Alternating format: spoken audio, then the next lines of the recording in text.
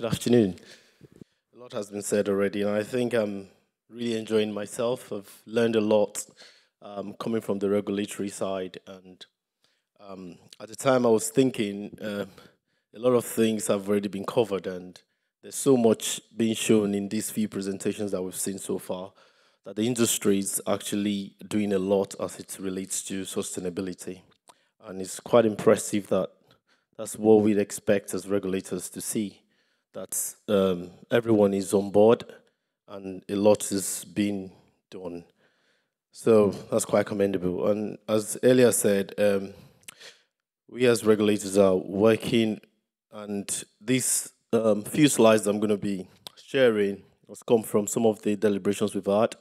And I believe later in the year or next year, there's going to be a paper released on regulating a sustainable railway. So what I wanted to say to you this afternoon briefly is it's about what we do and how we think of sustainability as regulators, and later on how it is going to be um, doing a bit of fun stuff to bring it all together while I tell you about the headache, what keeps the regulator awake at night. So yeah, I'm just going to talk through. I won't spend too much time because a lot has been said already. Like I said, I was very impressed to see how much is already going on as it relates to sustainability. So I'll look at the ORR's role. I believe majority of us already know that, so I won't spend too much time again. It's been a long day. So the regulators asset sustainability challenge and how we apply sustainability principles to past, present, and future assets. And of course, we're acting already, but why continue to act? So our role as regulator primarily is we are safety and economic regulator. We hold Network Rail to account. That's part of what I do, ensuring that people get value for their money and the government is spending well and ensuring Network Rail is spending the money in the right way. We also monitor performance, and part of what I do, engaging with all the regions, is checking how they are managing their assets and if those assets are being maintained appropriately. And now we're thinking sustainability. So for us as regulators, we think there's so many factors that we have to consider when we think sustainability. And as earlier pointed out, if we have to define sustainability, it's going to be very relative. Everyone will define it differently. But as regulators, we need to think about a lot of other factors. We think about what does it mean to everyone. I've cropped that from one of PWI's um, documents where it's highlighted some definitions of sustainability.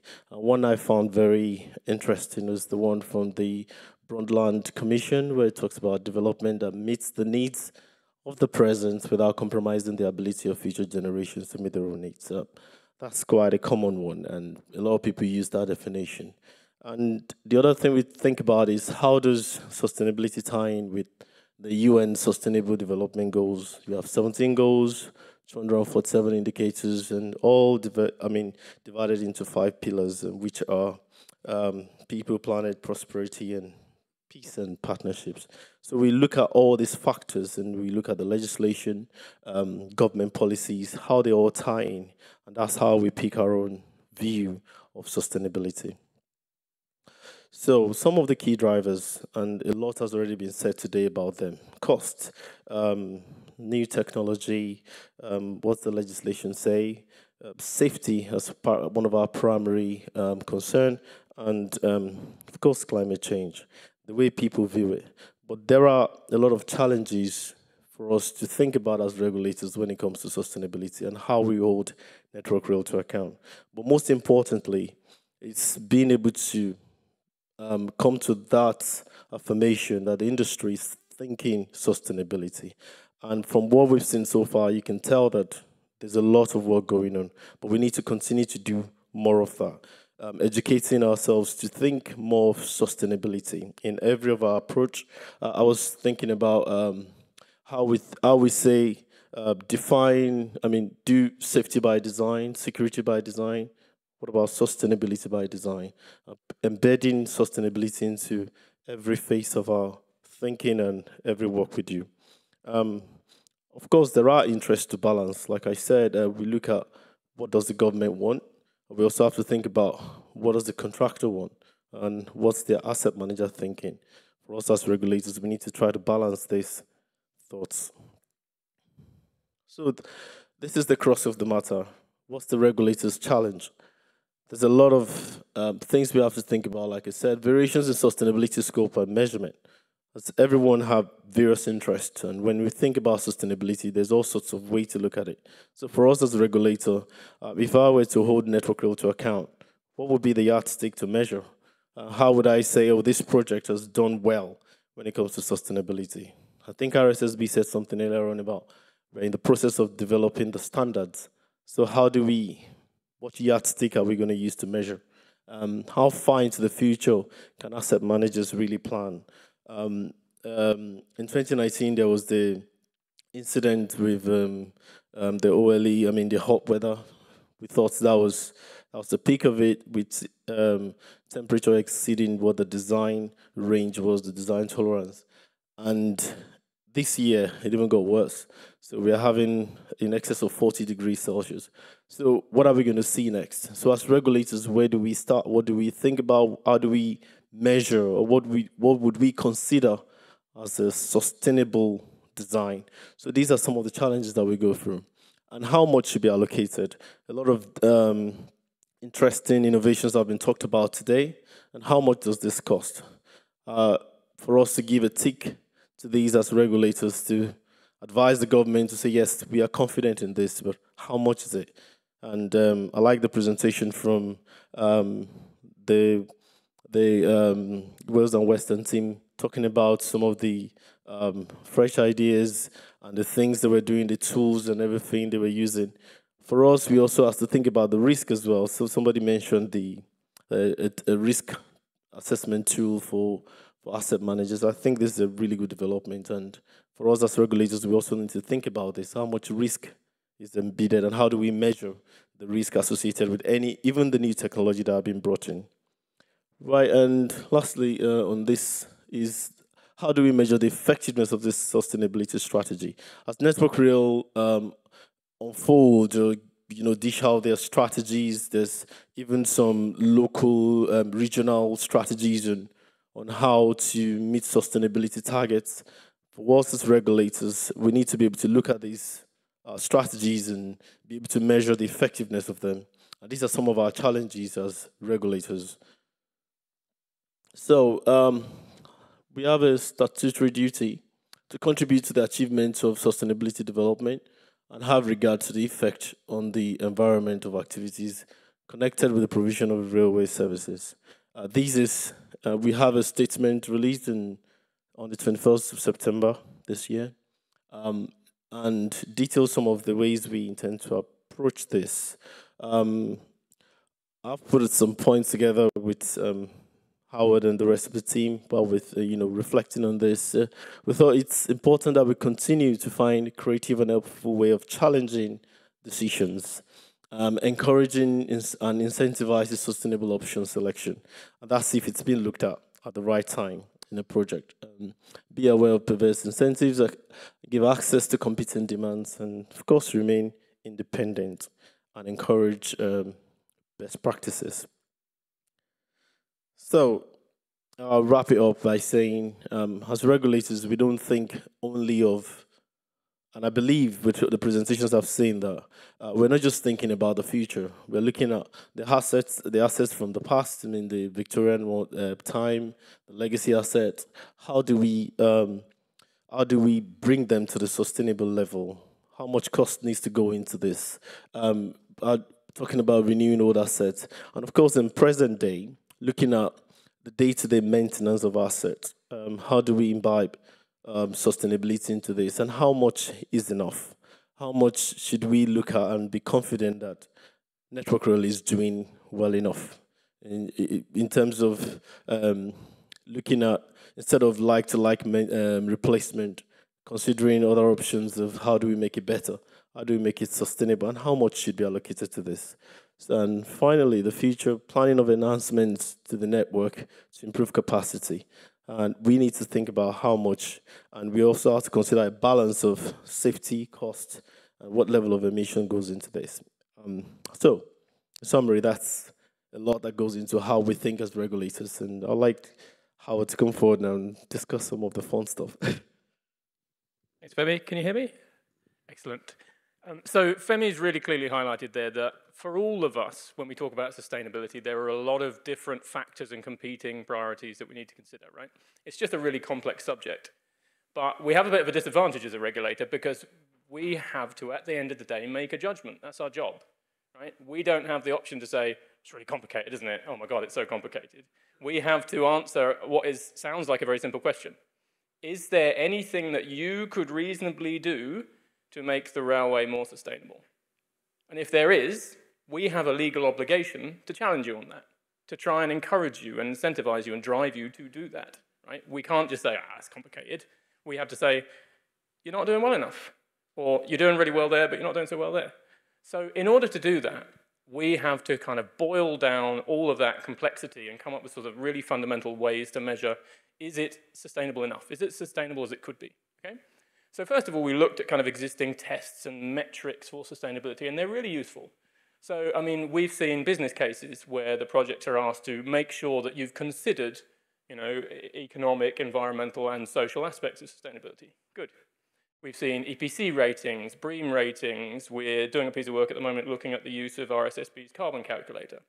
All those things are really good, and I'm not trying to replace a single one of them, okay? But the challenge is, we see a lot of these tools being used as a stage gate, almost. In order to get funding approval for a renewal or an enhancement, you have to demonstrate in your business case that it's sustainable. And once you've got over that hurdle, tick it's sustainable, you get your funding and you crack on, right? What I really want to see is some sort of test, some sort of metric that stays with you, right? That sits on your desk every day and says, Dave, you did really well on sustainability scores in this area, pat on the back, gold star, but wouldn't it be great if we could do something about the areas we're really struggling with, that you scored really badly with? And you have to live with that nagging you forever so that you keep looking for opportunities to improve. So we came up with, for internal use only at this stage, a very simple tool. It's so simple you can do it on a napkin. You don't need a Power BI, you don't need calculators. We haven't shown this to anyone yet because we thought you, the PWI Sustainability Conference, were the right group of people to tell about first, get your feedback, and if you like it, we'll write it up in the PWI journal in the spring, okay? So pens and papers at the ready, make lots of notes, and we're happy to take feedback at the end. So it has 4 elements. Everyone in this room will be really, really comfortable with these 4 elements. There's nothing new here, okay? So thinking about biodiversity and carbon emissions, why do we care? Why? And the reason is because we don't care about those things. In the future, the materials, the conditions that we need to run a railway won't exist anymore, right? Fundamentally. Why do we care about efficiency? It's not because we're skint now. I mean, we are skint now, but that's not the only reason. It's because if we don't care about efficiency now, future generations won't be able to afford to keep running the railway, right? Why do we care about gender equality? Why do we care about social inclusion? It's not altruism, it's not charity. It's because those things enable the workforce to reach their potential or get closer to reaching their potential, okay? And if we don't do those things in the future, we won't have enough skilled people. I think Peter said earlier that I think a lot of us recognize we don't have enough people with the right skills in the right places right now, okay? And finally, why do we care about innovation and creativity? Because if we don't have that continuous churn of new ideas, we're not going to be able to face new challenges in the future, okay? So they're the 4 elements. They're very simple. And you could sit down with a napkin and a biro, and you could sort of rate any project or product or decision and say, it's good in some areas, but it's rubbish in other areas, and we need to focus on those and improve those. That's very simple, but actually there's something really key missing from this when you talk about sustainability. The best way I can explain this is to think about asbestos. Asbestos was designed by the devil himself to make all of us miserable. True or false? False, right? Asbestos was designed by people like us in a room like this who said, we've got this new wonder product, and it's fire resistant, and it's a great insulator, and it's cheap, and it's easy. It's the best thing since sliced bread. We should use it everywhere, right? But we all know now, in hindsight, that over the life of that product, it had massive negative impacts, especially at the end of its life when you try and dig it out and recycle it, etc. So we can't just have a solid block of it's really good, and we can't have zero, it's really bad. We have to talk through when it was put into use, it had positive impacts. Over the course of its life, it had really bad impacts, right? We have to think about the long term and the short term, okay? Electric cars are a classic example of this. It's only if you run it for long enough that you actually pay off the carbon and the materials, etc., that go into building that electric car, right? And what if the electric for your car comes from a coal power station? What if you don't have a strategy for disposing all those batteries? And all that wonderful positive sustainability starts to eke away and go to nothing, right? So we have to consider the different factors and the long and short term. There are some win-wins, and I'll come back to an example in a minute. So going back to asbestos, if we're honest about it, we have to say on our sort of 4 elements, actually when it was put in, it was ticked a lot of boxes. It was a good thing. But we have to acknowledge that unless you could fix those end-of-life problems, it's not a sustainable product, right? We have to tell both sides of the story.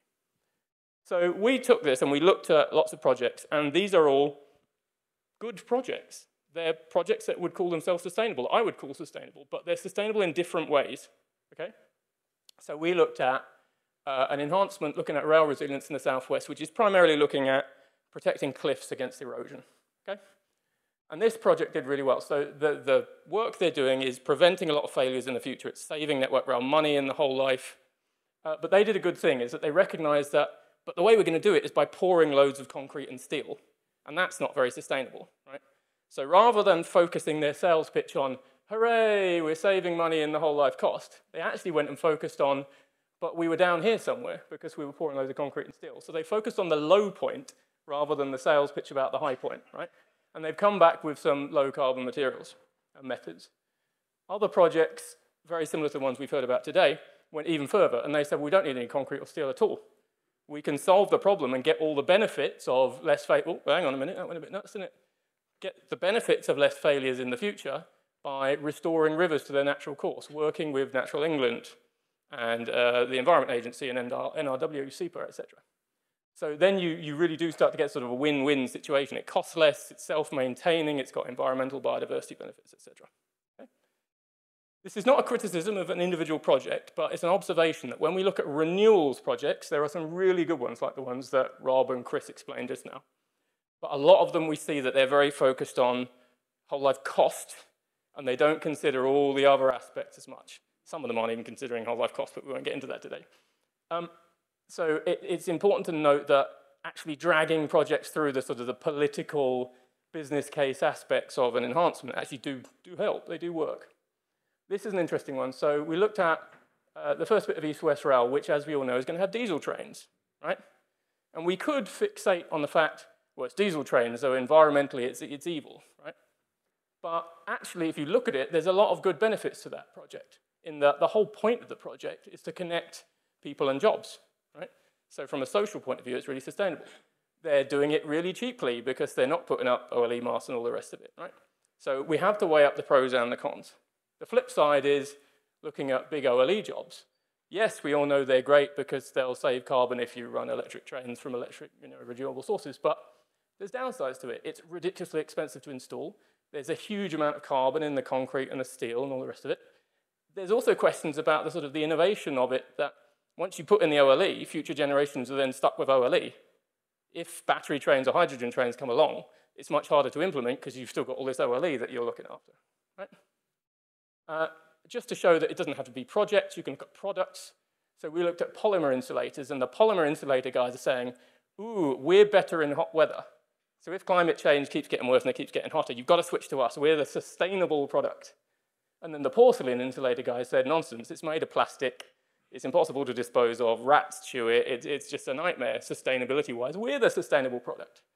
And the message I want you to take away is not that one is more sustainable than the other.